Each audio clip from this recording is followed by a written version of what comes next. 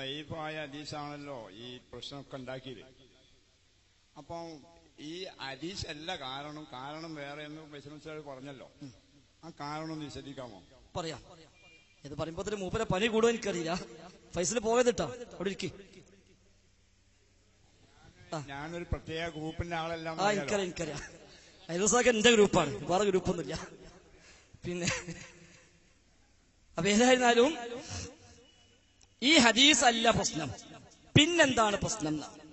അതാണ് നമ്മൾ അറിയേണ്ട പ്രശ്നവും. ഇവിടെ KM മൗലവി മുതൽ ഉമർ മൗലവി വരെ, അല്ലെങ്കിൽ KP മുഹമ്മദ് മൗലവി വരെ പഠിപ്പിച്ചു പോകുന്ന ഒരു ദീനി നിഷ്ഠയും ഒരു തൗഹീദി ആദർശ നിഷ്ഠയും എല്ലാം ഉണ്ട്. അതിൽ നിന്ന് KP മുഹമ്മദ് മൗലവിക്ക് ശേഷം മെല്ലെ മെല്ലെ പിറകോട്ട് കൊണ്ടുപോകാൻ ശ്രമിച്ച ആളാണ് അബ്ദുസ്സലാം സുല്ലമി. അവിടെയാണ് ഇതിന്റെ തുടക്കം. ഈ പ്രശ്ന തുടക്കം അവിടെയാണ്. നമ്മൾ സാധാരണ ഒരു കാലിന് വേദനയായിട്ട് പോയാൽ ഡോക്ടർ ചോദിക്കും, നിങ്ങൾ എവിടെയെങ്കിലും വീണീനോ? ഇല്ല, വീണിട്ടില്ല. ഒന്ന് ആലോചിച്ച് നോക്കാണ്. ഞാനിങ്ങനെ ഒരു 10-15 കൊല്ലം മുമ്പ് ഗൾഫിൽ നിന്ന് ഒരിക്കല് ഇങ്ങനെ ഒരു ലോഡേറ്റ് ഇറങ്ങുമ്പോ എന്നാ അതന്നെ പ്രശ്നം. അപ്പോഴാണ് നമ്മൾ അന്ന് വീണിട്ട് അന്ന് ടൈഗർ ബാമ്പ് തേച്ചാണ് മാറും ചെയ്തു, പക്ഷെ ആ വീഴ്ച ദേശം ബാക്കിയുണ്ട് എന്ന് പറഞ്ഞ പോലെ KP മരിച്ചതിന് ശേഷം അബ്ദുസ്സലാം സുല്ലമി കയറി വന്നു. അങ്ങനെ ഒരു കുറഞ്ഞ കാലഘട്ടം, ഒരു 10 കൊല്ലത്തോളം നമ്മുടെ ദഅ്വ രംഗത്ത് ഏറ്റവും വലിയ സാന്നിധ്യം അബ്ദുസ്സലാം സുല്ലമി ആയിരുന്നു. എല്ലാ ബുക്കും അയാളുടെ, ഏതു പ്രസംഗവും അയാള്. സുന്നത്ത് ബിദഅത്ത് വിഷയമുണ്ടോ, സംശയ നിവാരണമുണ്ടോ, അബ്ദുസ്സലാം സുല്ലമി. ഏറ്റവും വലിയ മുഹദ്ദിസ്, ഹദീസ് പണ്ഡിതൻ എന്നുവരെ അയാളെ കുറിച്ച് പലരും ആ ചാൻസിൽ പറഞ്ഞൊപ്പിച്ചു. ഒരുപാട് പുസ്തകം അയാൾ എഴുതിക്കൂട്ടി. ആ പുസ്തകങ്ങളിലൂടെ ഒരുപാട് തെറ്റായ ആശയങ്ങൾ അയാൾ പ്രചരിപ്പിച്ചു. ആ ആശയത്തിൽ പെട്ടതായിരുന്നു ജിന്നും മലക്കുമൊക്കെ അഭൗതികമാണ് എന്ന ആശയം. അബ്ദുസ്സലാം സുല്ലമി ഇവിടുന്ന് പോയതിനു ശേഷം തൗഹീദും നവയാഥാസ്ഥികരുടെ വ്യതിയാനവും എന്നൊരു പുസ്തകം എഴുതി. പുസ്തകം ഉണ്ട് വേണമെങ്കിൽ. അതിന്റെ ആദ്യ അധ്യായത്തിൽ അദ്ദേഹം ഹെഡിങ് കൊടുത്തത് അദൃശ്യം, അഭൗതികം, വ്യതിയാനം എന്നാണ്. എന്നിട്ട് അയാൾ പറഞ്ഞു, അഭൗതികമായി സഹായിക്കാൻ അള്ളാഹ്ക്ക് മാത്രമേ കഴിയൂ. അപ്പോൾ ജിന്നും മലക്കും സഹായിക്കും എന്ന് വിശ്വസിക്കാൻ പറ്റൂല. വിശ്വസിച്ച ശിർക്കായി. കാരണം അത് അഭൗതിക സഹായമാണല്ലോ. അന്ന് നമ്മളൊക്കെ പറഞ്ഞ സുല്ലമി ഇത് ശരിയല്ല. ഇങ്ങനെയുള്ള പല ആശയങ്ങൾ വന്നു. കാരണം അഭൗതികമായി ജിന്ന് സഹായിക്കില്ല, ഉറപ്പാണ്. പക്ഷെ ജിന്ന് സഹായിച്ചേക്കാം എന്നുണ്ടെങ്കിൽ കണ്ടാൽ അത് അഭൗതിക സഹായമാണോ? ഒരിക്കലുമല്ല.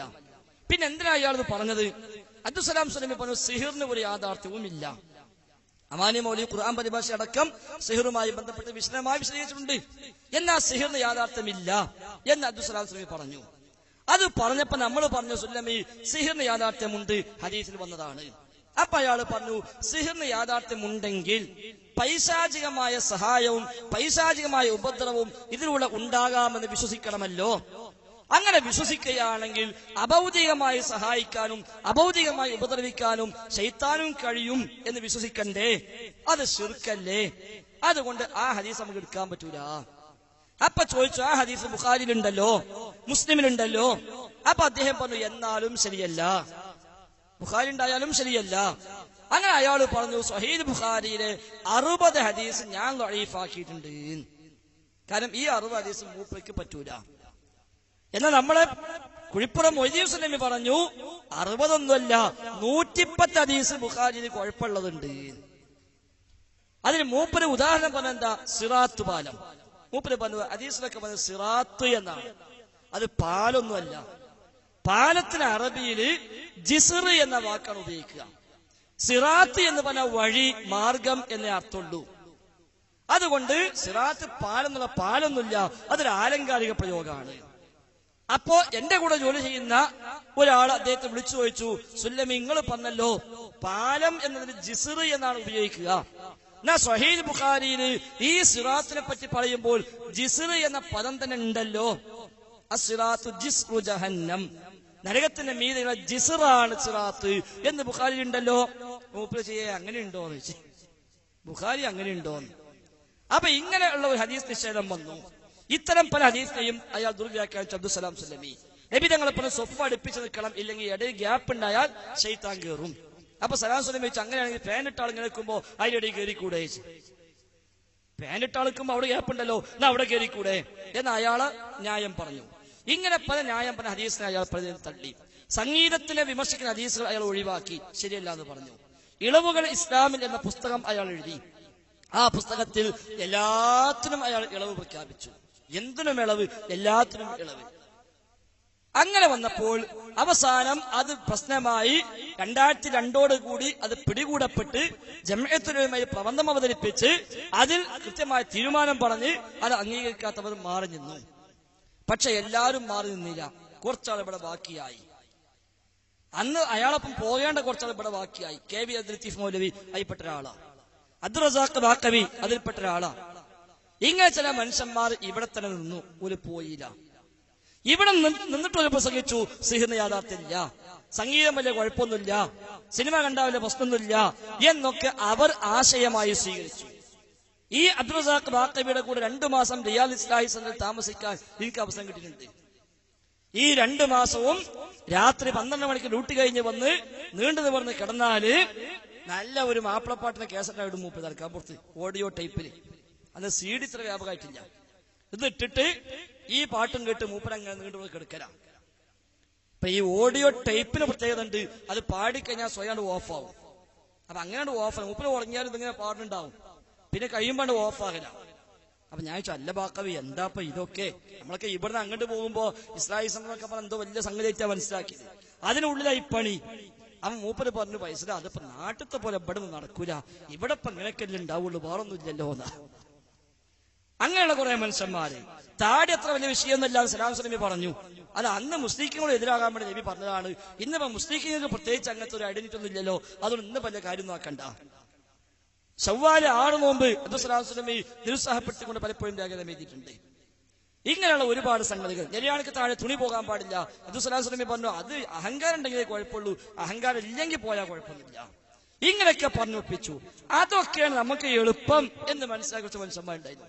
ഇതാണ് നമുക്ക് സുഖം. മറ്റു കുറച്ച് ഇടങ്ങാറ്. ഇവരിങ്ങനെ താടി വളർത്തും വേണം, അതേപോലെ തുണി ഇറങ്ങാൻ പാടില്ല, പാട്ട് കേൾക്കാൻ പാടില്ല, സിനിമക്ക് പോകാൻ പാടില്ല, ഈ വക എല്ലാം കൂടി പറഞ്ഞപ്പോ ഇത് കുറച്ച് ഇടങ്ങാറാ. മറ്റൊരു പറഞ്ഞാൽ ശരി, അത് ശരിയാണെന്ന് വിശ്വസിക്കുന്ന ആളുകൾ മേൽക്കോയ്മ നേടാൻ ശ്രമിച്ചു. അങ്ങനെ ഈ ഏറ്റവും അവസാനത്തെ തെരഞ്ഞെടുപ്പിൽ ആ തെരഞ്ഞെടുപ്പിന് ഈ കാലംബരയുമില്ലാത്ത ഒരു പുതിയ നിർദ്ദേശം കൊണ്ടുവന്നു. MSMലോ ISMലോ ഭാരവാഹിത്വമുള്ള ഒരാളും ശാഖ KNM എക്സിക്യൂട്ടീവിൽ പോലും മെമ്പറാകാൻ പാടില്ല എന്ന നിയമം വന്നു. ഈ കാലംബരയില്ല. ഐദസാക്ക പ്രസിഡന്റും ഞാൻ സെക്രട്ടറിയുമായി നിന്ന KNMല്, അന്ന് ഞാൻ ISMലും സ്ഥാനം വഹിച്ചവരാണ്. ഒരേ സമയത്ത് രണ്ടിലും സ്ഥാനം വഹിച്ചവരുണ്ട്. പക്ഷേ പുതിയ നിയമം ഇപ്രാവശ്യം വന്നു. ISMലും MSMലും ഇതാണ് നാസർ ഖുദറി. അതിന് പറഞ്ഞെന്താ, KNM ശാഖാ പ്രവർത്തക സമിതിയിലേക്ക് തെരഞ്ഞെടുക്കാൻ പറ്റി പറഞ്ഞു. ഒരാൾക്ക് ഒരേ സമയം KNMലും പോഷക ഘടകങ്ങളിലും ഭാരവാഹിത്വമോ കൗൺസിലർ സ്ഥാനമോ നൽകാവുന്നതല്ല. അപ്പൊ എന്തായി, 40 വയസ്സിന് താഴെയുള്ളവരൊക്കെ KNM ഔട്ടായി. ഓരൊക്കെ ISMൽ ഉണ്ടാവാം, MSMൽ ഉണ്ടാവാം. അപ്പൊ 40 താഴെയുള്ളതൊക്കെ പുറത്തായി.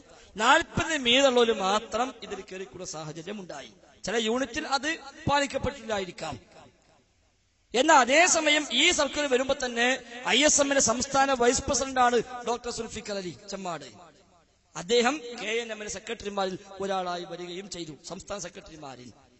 ഇങ്ങനെ 40 വയസ്സിന് താഴെയുള്ള എല്ലാവരെയും മാറ്റി നിർത്തി അവരെല്ലാം സംശയിപ്പിക്കുന്ന രൂപത്തിലുള്ള ആദർശ വിശദീകരണ യോഗങ്ങൾ നാടുനീളം നടന്നു. അപ്പൊ ആളുകൾ വിചാരിച്ചു ചെറുപ്പക്കാർക്ക് എന്തോ ഒരു പ്രശ്നമുണ്ട്, ഓലൊക്കെ പേടിക്കണം എന്ന തോന്നൽ അതിലൂടെ ഉണ്ടാക്കിയെടുത്തു. അങ്ങനെ ശാഖാ എക്സിക്യൂട്ടീവിൽ 40 മീതെയുള്ളവരോ അല്ലെങ്കിൽ ISMലും MSMലും ഇല്ലാത്തവരോ മാത്രമായി മാറി. ശാഖാ എക്സിക്യൂട്ടീവുകൾ ചേർന്നതാണല്ലോ മണ്ഡലം ജനറൽ ബോഡി. അപ്പൊ മണ്ഡലത്തിലും ഒരു മാത്രം. ആ മണ്ഡലത്തിൽ നിന്നാണല്ലോ ജില്ലയിലേക്ക് വരിക, അവിടെയും അവര് മാത്രം. ജില്ലയിൽ നിന്നാണല്ലോ സ്റ്റേറ്റിലേക്ക് വരിക, അവിടെയും അവര് മാത്രം. അപ്പൊ സ്റ്റേറ്റിലേക്ക് എത്തിയപ്പോഴേക്ക് ഇവിടെ ഇതിന് പ്ലാനിട്ട ഈ സർക്കുലർ അയക്കാനും എഴുതാനും മുമ്പിൽ നിന്ന് 3-4 ആളുകളുണ്ട്. അവര് വിചാരിച്ച രൂപത്തിലുള്ള ഒരു ടീമായി മേലേക്ക് കൊണ്ടുവരാൻ കഴിഞ്ഞു. എന്നാലും കുറച്ചാൾ ഉള്ളിപ്പെട്ടു. ഇതിനൊക്കെ ചോദ്യം ചെയ്യാവുന്ന കുറച്ചാൾ ഉൾപ്പെട്ടു. PN അബ്ദുൽ ലത്തീഫ് മദനി അങ്ങനെ പെട്ട ഒരാളാണ്. ആ യൂണിറ്റ് തീരുമാനിച്ചു മൂപ്പർ എന്തായാലും വേണം. കുഞ്ഞി മുഹമ്മദ് വറപ്പൂര് അങ്ങനെ പെട്ട ഒരാളാണ്. അങ്ങനെ പലരും അവർക്ക് ഇഷ്ടമില്ലാത്തവർ കയറിക്കൂടി. അപ്പൊ സ്വാഭാവികമായും അവരെ സൈഡാക്കാൻ ഇനി എന്താ പണി? അത് ഞാൻ നേരത്തെ പറഞ്ഞ പോലത്തെ ഒരു ബോംബിട്ടതാണ് ഈ ഹദീസിന്റെയൊക്കെ. ഇതൊന്നല്ല പ്രശ്നം. അപ്പൊ ഇതാണ് ഇട്ടപ്പം ചെയ്തു ഇങ്ങനെ ഒരു പ്രശ്നം. ഹദീസിനെ പറ്റി ഇങ്ങനെ പറഞ്ഞപ്പോ നമ്മളൊക്കെ പറഞ്ഞ അത് ശരിയല്ലല്ലോ, ഇത്രയും കാലം പറഞ്ഞ മറുപടി ഇങ്ങനെയല്ലേ, നമ്മൾ പറഞ്ഞ മറുപടി ഇതാണല്ലോ എന്ന് ഞങ്ങളൊക്കെ പറഞ്ഞപ്പോ കണ്ടോ ഇപ്പൊ ജിന്നിനെ വിളിക്കാന്നാ പറയണത്. ജിന്നിനെ വിളിക്കാന്നാ പറയുന്നത്. ഇതാണ് ഞങ്ങൾ പറഞ്ഞത് ഇപ്പലെ നമുക്ക് എടുക്കണ്ടാന്ന്. അങ്ങനെയാണ് ഇതെല്ലാം ഷെയ്ഡാക്കിയത്. പിന്നെ ഇതിനൊന്നും പെടാത്ത കുറച്ചാളും കൂടി ഉണ്ടായിരുന്നു. ഹുസൈൻ സലഫി മൂപ്പര് ഒരു സ്ഥാനത്ത് എവിടെ ഇല്ലാത്ത ആളാണ്. പക്ഷേ ഹുസൈൻ സലഫി ഇവന് വിചാരിച്ചോട്ട് കിട്ടൂല. കാരണം ഹുസൈൻ സലഫി ഈ വക വിഷയങ്ങൾ കൃത്യമായി പ്രമാണം വെച്ച് പ്രസംഗിക്കുന്ന ആളാണ്. അപ്പൊ അദ്ദേഹം സൈഡ് ആവണം. അതിന് വഴി ഉണ്ടാക്കാൻ വേണ്ടി കാത്തുന്നു. അതിന് വഴി ഒരുക്കി ഒരു ന്യായവുമില്ലാതെ സമ്മേളനത്തിൽ ഐക്യപ്പെടാൻ പ്രസംഗിച്ചു എന്ന കാരണം പറഞ്ഞിട്ടാണ് മൂപ്പരെ സൈഡാക്കിയത്. അങ്ങനെ പലരെയും ആദ്യം സക്കരിയ സുലൈന്റെ പേരിൽ വന്നു. അപ്പൊ ആള് ചോദിച്ചു സക്കരിയ സുലൈ എന്തോ അബദ്ധം പറഞ്ഞിട്ടുണ്ടാവാം, ഒരു സംഘടനക്കല്ലേ, സ്വാഭാവികമായിട്ടും അങ്ങനെ വല്ലതൊക്കെ ഉണ്ടാവാം, സൈഡാക്കിയിട്ടായിരിക്കാം. പിന്നെ കണ്ടു മുജാഹിദ് ബാലുശ്ശേരി സാജുദ് ജയങ്ങാടി. പിന്നെ കണ്ടു 20 ആളെ ഒന്നാകെ വിലക്കി. പിന്നെ ഇപ്പതാ കഴിഞ്ഞ മീറ്റിംഗില് 75 ആക്കി വിലക്കി. സാക്ഷാൽ അബ്ദുറഹ്മാൻ സലഫിന്റെ ജ്യേഷ്ഠനടക്കം സലഫിന്റെ കത്ത് എന്നെ പുറത്താക്കി ഇരട്ടി. ജ്യേഷ്ഠൻ അബ്ദുൽ സലമി ഉംറ കഴിഞ്ഞ് വന്ന് വീട്ടിലെത്തിയപ്പോ കത്ത് മൂപ്പരെ പുറത്താക്കിയിട്ടുണ്ട്. ആരയക്കണത്? അനിയനയക്കുക, കാക്കാനെ പുറത്താക്കിയിട്ട്. ആ കോലത്തിൽ കത്ത് വരാൻ തുടങ്ങി. അബ്ദുൽ സലമി എവിടെ ജിന്ന് പറഞ്ഞത്? ഹുസൈൻ സലഫി എവിടെ ജിന്ന് പറഞ്ഞത്? സുഹൈൽ ചുങ്കത്തർ എവിടെ ജിന്ന് പറഞ്ഞത്? പരപ്പനങ്ങാടി കുഞ്ഞാലി മദനി എവിടെ ജിന്ന് പറഞ്ഞത്? MSMകാരും ISമാരും ഒന്നാകെ പിന്നെ മരവിപ്പിക്കപ്പെട്ടു. പോലെ ഇവിടെ ജിന്ന് പറഞ്ഞത്? ഞങ്ങളൊക്കെ ജിന്ന് പറഞ്ഞു ഇപ്പോഴാണ്. പക്ഷെ എനിക്കിപ്പോഴും കത്തൊന്നിട്ടില്ല. തിരക്കെ പ്രസംഗിച്ചിട്ടും എനിക്ക് കത്തൊന്നും വന്നിട്ടില്ല. എന്നെ പുറത്താക്കിയെന്നോ ഇനി പ്രസംഗിക്കാൻ പാടില്ലാന്നോ ഒരു കത്തും ഇന്നലെ വന്നിട്ടില്ല. പേപ്പറിൽ ഇവിടെ വായിച്ചു എന്നല്ലാതെ ഒരു വിവരവും എനിക്ക് ഈ കാലം വരെ കിട്ടിയിട്ടില്ല നിങ്ങൾ പ്രസംഗിക്കാൻ പാടില്ല എന്നിട്ട്. അപ്പൊ ഇത് പ്രശ്നം മറ്റൊന്നാണ്. ഇവിടെ ജിന്നൊന്നും പ്രശ്നമില്ല, ആ വകൊന്നുമില്ല. ഈ ജിന്നും ശൈത്താനൊക്കെ ഈ ബുക്കിൽ എന്ത് പറഞ്ഞോ അത് തന്നെയാണ് 99% നമ്മൾ പറഞ്ഞത്. ഇതിന് ചില അബദ്ധമുണ്ട് എന്ന് നമ്മൾ പറഞ്ഞു. ഈ ബുക്ക് തയ്യാറാക്കി ഏകദേശം ഇറങ്ങാൻ പോകുന്നു എന്ന് കേട്ടപ്പോൾ KJUവിന്റെ മീറ്റിംഗിൽ ഞങ്ങളൊക്കെ പറഞ്ഞു ഒരു ബുക്ക് ഇറങ്ങുന്നു എന്ന് കേട്ടു. ആ ബുക്ക് KJUവിന്റെ പേരിലാണല്ലോ ഇറക്കുന്നത്, അതുകൊണ്ട് ഇതിന് ഔദ്യോഗികതയുണ്ട്. ആ പുസ്തകം ഇറക്കും മുമ്പ് ഉത്തരവാദപ്പെട്ട ആളുകൾക്കൊന്ന് വായിക്കാൻ കൊടുക്കണം. ഓര് വായിച്ചിട്ട് ഓർക്ക് വല്ല അഭിപ്രായമുണ്ടെങ്കിൽ അതും കൂടി സ്വീകരിച്ചിട്ട് പുസ്തകം എഴുതണം. അന്ന് MM മദനി പറഞ്ഞു പുസ്തകം പ്രസ്സിൽ കൊടുത്തു കഴിഞ്ഞു. അപ്പൊ എഴുത്തും കഴിഞ്ഞു, പ്രസ് കൊടുക്കുകയും കഴിഞ്ഞു. അപ്പൊ അന്വേഷിച്ചപ്പോ അബ്ദുറഹ്മാൻ സലഫിയും അനസ് മുസ്ലിയാരും ഹനീഫ് കായ്ക്കുടയും കൂടെ കോഴിക്കോട് ടൗണിൽ ലോഡ്ജിൽ റൂം എടുത്ത് ഏതാനും ദിവസം കൊണ്ട് ധൃതിപ്പെട്ട് എഴുതുണ്ടാക്കിയ ബുക്കായത്. ഇറക്കിയത് KJUവിന്റെ പേരിൽ. ഇറങ്ങിയപ്പോ ഇതിൽ ഒരുപാട് അബദ്ധങ്ങളുണ്ട്. അപ്പൊ നമ്മള് ഇദ്ദേഹത്തെ പോലെ നമുക്ക് പറ്റുമല്ലോ, തെറ്റുണ്ട് പറയണം. അപ്പൊ എന്ത് ചെയ്തു? KJUവിന്റെ മെമ്പർമാര് 38 ആള് കൂടി ഓരിതിൽ തെറ്റക്കപ്പാടെ ക്രോഡീകരിച്ച് അതൊരു കത്താക്കി അവരൊക്കെ പേരെഴുതി ഒപ്പിട്ട് APക്കും TPക്കും MM മദനിക്കും ഉമരിക്കും കൊണ്ടുപോയി കൊടുത്തു. ഇതിൽ അബദ്ധങ്ങളുണ്ട്, ഇതൊന്ന് ശ്രദ്ധിക്കണം. ആ കത്തോടെ വാങ്ങിച്ചു. ആ കത്തുമായി പോകുമ്പോ ബഹുമാനെ ഹുസൈൻ സലഫി പറഞ്ഞു നിങ്ങൾ കത്ത് കൊടുത്തിട്ട് ഒരു കാര്യമില്ല, കത്തുകൾ 38 അല്ല 400 ആൾ ഒപ്പിട്ട് കൊണ്ടുപോയി കൊടുത്താലും ആ കത്തങ്ങ് വലിച്ചെറിയും. എന്നിട്ട് ആരൊക്കെ ഒപ്പിട്ട് നോക്കും, എന്നിട്ട് ഓര് മനസ്സിലാക്കും ഈ ഒപ്പിട്ടോലാണ് കുഴപ്പക്കാർ. അപ്പൊ ഓരെ ശ്രദ്ധിച്ചാൽ മതി. അതുകൊണ്ട് എല്ലാരും ലിസ്റ്റും ഒപ്പാണ് കൊടുക്കലായി മാറും. അവിടെ ആ പണി ചെയ്യണ്ടാന്ന് പറഞ്ഞ മാതിരി തന്നെ കത്താണ് കൊടുത്തു. പിന്നെ കുറച്ചു ദിവസം കഴിഞ്ഞപ്പോ കൊണ്ട് എറണാകുളത്ത് ആദർശ വിശദീകരണത്തിൽ ഹംസ വാക്കവി പറഞ്ഞു 38 വിഡ്ഢികൾ ഒരു കത്തുമായി വന്നിട്ടുണ്ട്. ആരാ വിഡ്ഢികൾ? അബ്ദുൽ സുലൈമി ആമയൂരിനെ പോലെയുള്ള, സുഹൈൽ ചുങ്കത്തറയെ പോലെയുള്ള നമ്മുടെ പ്രഗത്ഭരായ ദാഴിമാർ. തൃശ്ശൂരിലെ ആദർശ വിശദീകരണത്തിൽ ഈ ഹംസ വാക്കവി തന്നെ പറഞ്ഞു 38 പോത്തുകൾ ഒരു കത്തുമായി വന്നിട്ടുണ്ട്. അതിൽ ഒന്ന് എന്റെ പോത്താണ്. ഇത് മൂപ്പരെ മോനെ പറ്റി. അത് കഴിഞ്ഞ നവംബറിൽ ഞങ്ങൾ 65 ആള് എഴുതി ഒപ്പിട്ടിട്ട് ഒരു കത്തും കൂടി കൊടുത്തു. KJUവിൽ മെമ്പർഷിപ്പുള്ള 65 ആള് കൂടി ഒരു രണ്ടാമത് കത്തെഴുതി. ഈ വിഷയം ഇനിയും ചർച്ച ചെയ്യണം, ആ ചർച്ചയ്ക്ക് ഞങ്ങളെ വിളിക്കണം എന്ന് പറഞ്ഞ് നവംബറിൽ കത്തുണ്ടാക്കി MM മദനി കൊണ്ടുപോയി കൊടുത്തു. MM മദനി പറഞ്ഞു ഇൻഷാ അല്ലാഹ് ഞങ്ങളെ വിളിക്കാം, കത്തയക്കാൻ സമയം ഉണ്ടാവില്ല, സമ്മേളനത്തെ തിരക്കാണ്, അതുകൊണ്ട് ഫോൺ ചെയ്ത് ഞങ്ങൾ വരൂലേന്ന് വെച്ചു. വരാലോ, ഫോണും ഇല്ല കത്തുമില്ല. കഴിഞ്ഞ നവംബറിലാണ്, ഡിസംബർ ജനുവരി ഫെബ്രുവരി മാർച്ച്, കത്തുമില്ല ഫോണും ഇല്ല വിളിയില്ല. അത് കഴിഞ്ഞ് മൂന്നാമത്തെ കത്ത് ഇപ്പൊ 2 ആഴ്ച മുമ്പ് വീണ്ടും കൊടുത്തു, ചർച്ചയ്ക്ക് വിളിക്കണം എന്നിട്ട്. എന്നിട്ടും വിളിച്ചില്ല. സാധാരണ എല്ലാ മാസവും ജമിഅത്തുൽ ഉലമയുടെ വൈജ്ഞാനികമായ ഒരു ചർച്ചാ വേദി ഉണ്ടാവാറുണ്ട് പുളിക്കൽ ജാമിഅ സലഫിയയിൽ. 2012 ഫെബ്രുവരിയോടുകൂടി അതും നിർത്തി. 13 മാസമായി ഇപ്പൊ അങ്ങനത്തെ ചർച്ചയേ ഇല്ല, ആ മീറ്റിംഗേ ഇല്ല. കാരണം മീറ്റിംഗിൽ വന്നാൽ സ്വാഭാവികം ഒരാൾ ഞങ്ങളൊക്കെയാണ്. അപ്പൊ അത് പ്രശ്നമാണ്. അവിടെ കഴിഞ്ഞ ഫെബ്രുവരി, ഈ ഫെബ്രുവരി ഇല്ല, കഴിഞ്ഞ വർഷത്തെ ഫെബ്രുവരി മുതൽ 13 മാസമായി അങ്ങനത്തെ ഒരു മീറ്റിംഗേ കൂടാറില്ല. അപ്പൊ അത് ഇതൊന്നുമല്ല പ്രശ്നം. അങ്ങനെ ഉണ്ടെങ്കിൽ ആ ദിവസം ചർച്ച ചെയ്ത് തീരുമാനിച്ച പോലെ അന്ന് പ്രബന്ധം തയ്യാറാക്കാൻ കായക്കുടിയും എന്നെയും ഏൽപ്പിച്ചു, ആ പ്രബന്ധം കൊടുത്തു, അതേക്കുറിച്ച് ചർച്ച ഉണ്ടായോ? അതുമില്ല. അപ്പൊ അത് ഞാൻ പറഞ്ഞല്ലോ, പ്രശ്നം മറ്റു പലതുമാണ്.